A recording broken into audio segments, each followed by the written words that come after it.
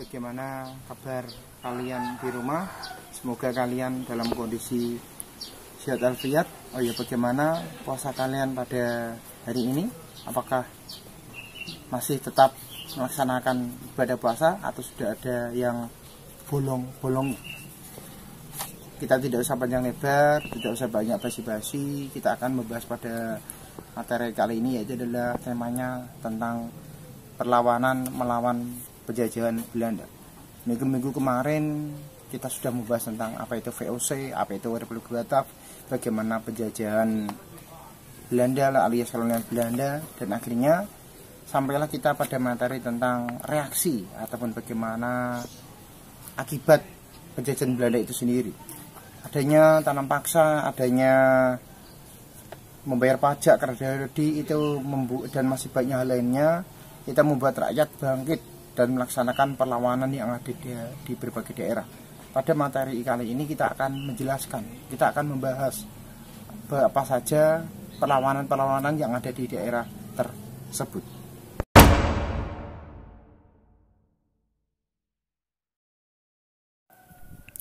Pada tahun 1511, Selat Malaka itu jatuh ke tangan Portugis yang justru membawa dampak positif bagi wilayah Aceh.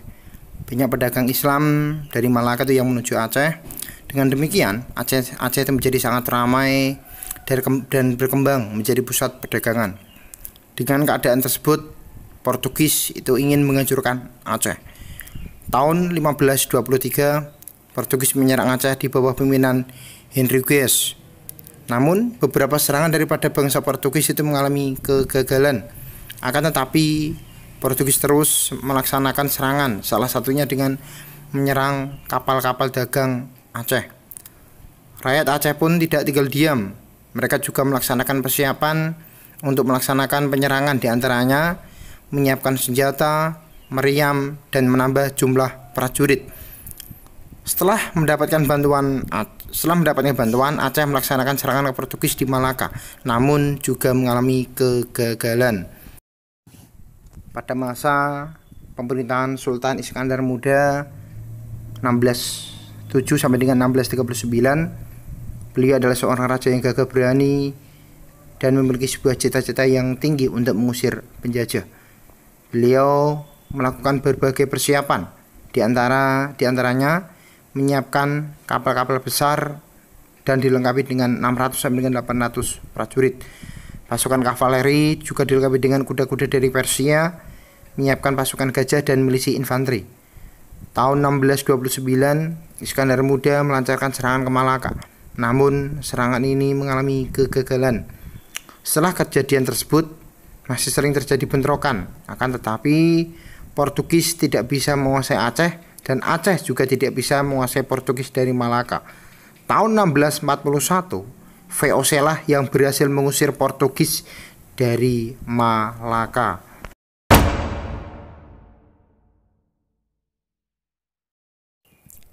Tahun 1521, Portugis berhasil memasuki Kepulauan Maluku dan berpusat di Ternate. Selang beberapa waktu kemudian, Spanyol memusatkan kedudukannya di daerah Tidore. Tahun 1529 terjadi perang antara Tidore melawan Portugis. Perang ini dikarenakan kapal Portugis menembaki jungjung ataupun kapal-kapal kecil dari Banda yang akan membeli cengkeh ke daerah Tidore. Portugis mendapat bantuan dari Ternate dan Portugis jelas memenangkan peperangan tersebut. Dengan kemenangan tersebut membuat Portugis itu semakin sombong dan sering bertingkah kasar terhadap penduduk Maluku, dan jelas membuat rakyat itu semakin berani untuk melaksanakan perlawanan. Tahun 1534 dibuatlah sebuah perjanjian damai untuk menyelesaikan persaingan antar Portugis dan Spanyol, yaitu adalah perjanjian Saragossa. Dengan adanya perjanjian tersebut membuat kedudukan Portugis itu semakin berkuasa dan terus melaksanakan monopoli perdagangan di daerah Maluku. Hal itu jelas mengganggu kedaulatan daripada kerajaan yang ada di Maluku. Tahun 1565 mulai muncul perlawanan rakyat Ternate di bawah pimpinan daripada Sultan Khairun. Beliau mengajak rakyat Irian sampai dengan Pulau Jawa untuk angkat senjata melawan bangsa Portugis. Portugis mulai kewalahan dan mulai menawarkan siasat busuknya, yaitu adalah menawarkan perundingan. Tahun 1570 bertempat di benteng Sao Paulo. Pada saat perundingan tersebut, Sultan Heru ditangkap dan dibunuh. Tahun 1680, Kerajaan Tidore itu mengangkat putra Alam sebagai Sultan Tidore. Padahal menurut tradisi Kerajaan Tidore, yang berhak menjadi sultan yaitu adalah Pangeran Nuku. Penempatan Tidore sebagai daerah kekuasaan VOC itu jelas menimbulkan protes keras daripada Pangeran Nuku. Timbullah perang hebat antara rakyat Maluku yang ada di bawah Pangeran Nuku melawan tentara daripada VOC. Pangeran Nuku mengajak Sultan Akharal dan Pangeran Ibrahim dari Kerajaan Ternate untuk melawan VOC. VOC pun kewalahan melawan serangan daripada Pangeran Nuku. Pangeran Nuku berhasil mengusir VOC. Pangeran Nuku akhirnya diangkat sebagai sultan dengan gelarnya itu adalah Tuan Sultan Amir Muhammad Saifuddin Shah.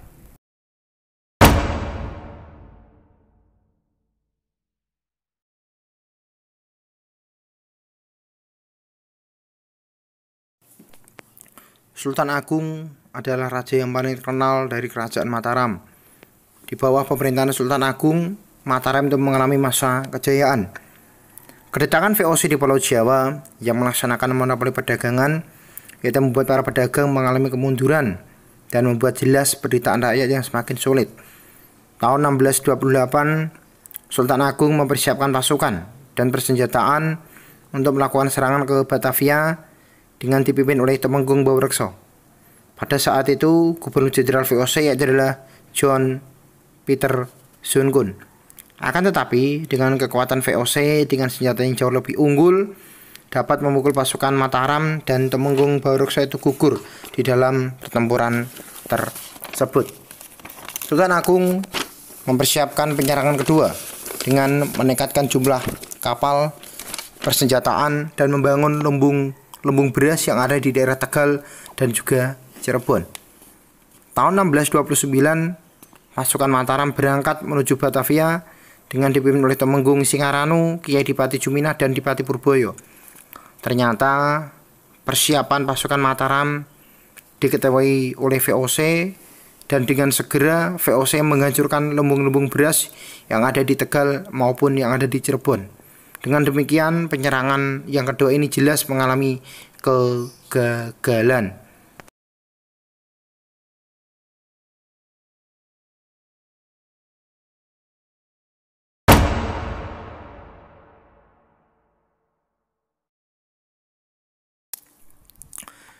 Tahun 1619, Belanda membangun bandar yang ada di wilayah Batavia. Hal ini jelas mengakibatkan terjadinya persaingan antara Banten dan juga Batavia sebagai posisi bandar perdagangan internasional. Sultan Ageng Tirtayasa berusaha memulihkan posisi Banten sebagai bandar perdagangan internasional sekaligus menandingi perkembangan yang ada di Batavia. VOC merasa tidak senang dengan perkembangan Banten yang melaksanakan beberapa blokade. Sebagai balasannya, Sultan Ageng melakukan perusakan terhadap beberapa kebun tanaman miliknya VOC. Akibatnya, hubungan Banten dan Batavia itu memburuk. Untuk mengatasi serangan rakyat Banten, VOC membangun benteng pertahanan seperti benteng Norwich.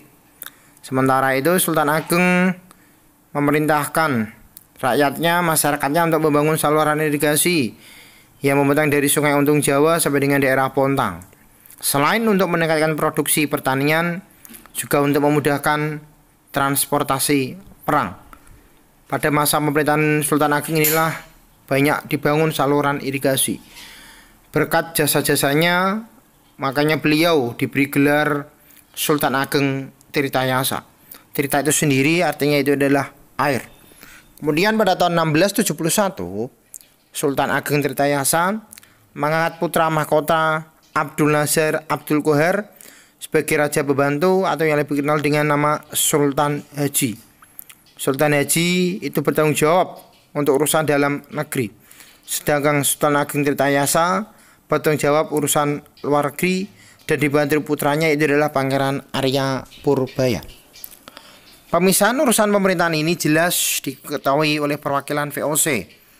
Ia kemudian mendekati dan menghasut Sultan Aji agar urusan pemerintahan di Banten tidak bisa-bisa dan jangan sampai kekuasaan itu jatuh ke tangan Arya Purbaya. Mendapat hasutan tersebut, Sultan Haji akhirnya mulai bersekongkol dengan VOC. Tahun 1681, VOC atas nama Sultan Haji itu merebut Kesultanan Banten. Dan istana Surasowan itu juga berhasil dikuasai. Sultan Haji berhasil menjadi Sultan Banten yang berduduk-dudukan di istana Surasowan. Sedangkan Sultan Ageng itu membangun istana yang baru yang berpusat di daerah Tirtayasa dan berencana jelas untuk merebut kembali Kesultanan Banten dari Sultan Haji yang dibantu oleh VOC. Tahun 1682, Sultan Ageng berhasil mengepung istana Surasowan. Tapi dengan bantuan VOC, akhirnya Sultan Ageng itu dapat dipukul mundur, terdesak hingga ke benteng Tirtayasa, dan bersama putranya itu adalah tadi Arya Purbaya bisa meloloskan diri ke daerah hutan yang ada di daerah Lebak. Sultan Ageng masih melaksanakan penyerangan, sedangkan VOC juga terus masih mencari Sultan Ageng hingga melaksanakan tim muslihat, dan akhirnya tahun 1683 Sultan Ageng ditawan di Batavia dan sampai meninggal.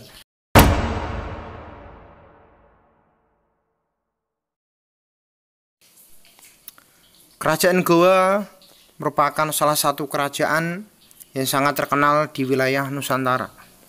Pusat pemerintahannya di wilayah Sombaopu. Pelabuhan Sombaopu itu sendiri memiliki posisi yang sangat strategis di dalam jalur perdagangan internasional. Dengan keadaan Goa yang sangat strategis, VOC berusaha untuk mengendalikan Goa dan ingin menguasai pelabuhan Sombaopu dan melaksanakan monopoli perdagangan. Tahun 1634, VOC melaksanakan blokade di pelabuhan Sombaopu, tapi mengalami kegagalan. Raja Goa, Sultan Hasanuddin itu menentang ambisi VOC dengan menyiapkan benteng-benteng pertahanan di sepanjang pantai dan mulai koordinasi dengan beberapa sekutu kerajaan Goa. Sementara VOC jelas mulai mempersiapkan siasat busuknya, yaitu dengan melaksanakan politik divide et impera, politik adu domba, dengan menjalin hubungan dagang dengan pangeran Bugis dari kerajaan Bone yang bernama Arupalaka.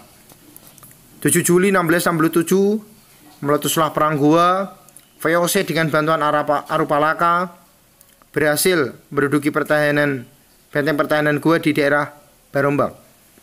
Pada tahun 18 November 1667, Sultan Hasanuddin dipaksa untuk menandatangani perjanjian Bongaya yang isinya pertama, Goa harus mengakui hak monopoli VOC. Yang kedua, semua orang barat kecuali Belanda harus meninggalkan Goa. Yang ketiga, Goa harus membayar biaya perang. Namun, Sultan Hasanuddin tidak ingin melaksanakan isi perjanjian tersebut karena jelas bertentangan dengan hati nurani dan semboyan masyarakat Goa. Tahun 1668, Sultan Hasanuddin mengajak rakyatnya untuk melawan VOC.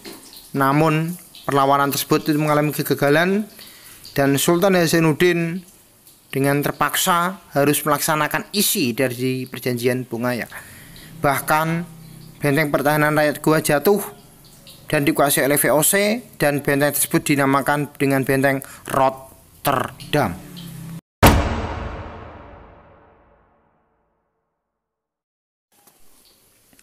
Perlawanan terhadap VOC ini terjadi hampir 20 tahun yang dipimpin oleh Pangeran Mangkubumi dan Raden Mas Said. Raden Mas Said adalah putra daripada Raden Mas Ria yang bergelar Adipati Arya Mangkunegara dengan Raden Ayu Wulan Putri dari Adipati Blitar. Pada usia 14 tahun, Raden Mas Said diangkat sebagai gandek keraton atau pegawai rendahan di istana. Kemudian Raden Mas Said mengajukan permohonan kenaikan pangkat. Akan tetapi Raden Mas Said malah mendapatkan cercaan dan hinaan. Raden Mas Said sakit hati dengan sikap keluarga kepatihan. Muncullah niat untuk melaksanakan perlawanan terhadap VOC. karena banyak kaum bangsawan yang bersekutu dengan VOC. Dengan para pengikutnya, Mas Said diangkat sebagai raja baru dengan gelar Pangeran Adipati Anom Hamengkunegoro Senopati Sudipyaning Prang atau lebih dikenal dengan Pangeran Samber Nyawa. Perlawanan Mas Said ini merupakan ancaman daripada Raja Pakubuwono yang kedua, sehingga mengadakan sayembara bagi siapa yang bisa memadamkan perlawanan Raden Mas Said akan mendapatkan sebidang tanah di daerah Sukawati yang sekarang masuk ke dalam wilayah Sragen. Mendengar adanya sayembara tersebut, Pangeran Mangkubumi itu ingin mencoba dan menakar seberapa jauh komitmen dan kejujuran Pakubuwono yang kedua. Karena Pangeran Mangkubumi itu adalah adik daripada Raja Pakubuwono yang kedua. Pangeran Mangkubumi berhasil memadamkan perlawanan daripada Mas Said, akan tetapi Raja Pakubuwono yang kedua itu tidak menepati janjinya. Terjadilah pertentangan antara Pangeran Pakubuwono yang kedua dengan Pangeran Mangkubumi, hingga terjadilah suatu pertemuan terbuka. Gubernur Jenderal mengeluarkan sebuah kata-kata yang menghina dan menuduh Pangeran Mangkubumi terlalu ambisi untuk mencari kekuasaan. Hal tersebut membuat Pangeran Mangkubumi sangat kecewa karena VOC telah mencampuri urusan pemerintah kerajaan. Pangeran Mangkubumi dan pengikutnya segera menemui Mas Said untuk bersatu melawan VOC. Untuk memperkuat persekutuannya, mereka yaitu adalah Raden Mas Said dijadikan menantu oleh Pangeran Mangkubumi. Untuk melancarkan serangannya, Mangkubumi membagi wilayahnya masing-masing. Raden Mas Said bergerak di bagian timur, sedangkan Mangkubumi di bagian barat. Tahun 1749, Pakubuwono itu digambarkan jatuh sakit, dan di dalam keadaan seperti itu beliau dipaksa untuk menandatangani sebuah perjanjian. Yang mana isi perjanjian yang pertama, susuhunan Pakubuwono yang kedua itu menyerahkan kerajaan Mataram kepada VOC. Yang kedua, hanya keturunan Pakubuwono yang kedua yang berhak naik tahta dan akan dinembakkan oleh VOC menjadi Raja Mataram, dengan tanah Mataram itu sebagai pinjaman daripada VOC. Yang ketiga, putra mahkota itu akan segera dinobatkan. Dengan adanya penjajahan tersebut, itu membuat semakin kecewa Mangkubumi dan Mas Said, sehingga keduanya jelas meningkatkan perlawanan melawan VOC. Perlawanan Mangkubumi berakhir setelah adanya perjanjian Giyanti.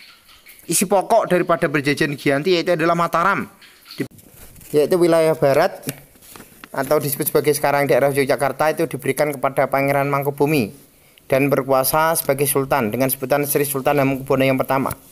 Sedangkan bagian timur yaitu adalah wilayah Surakarta tetap diperintah oleh Pakubuwono yang ketiga. Sementara perlawanan Mas Said itu berakhir setelah adanya perjanjian Salatiga pada tanggal 17 Maret tahun 1757. Mas Said diangkat sebagai penguasa di sebagian wilayah Surakarta dengan gelarnya Pangeran Adipati Arya Mangkunegara pertama.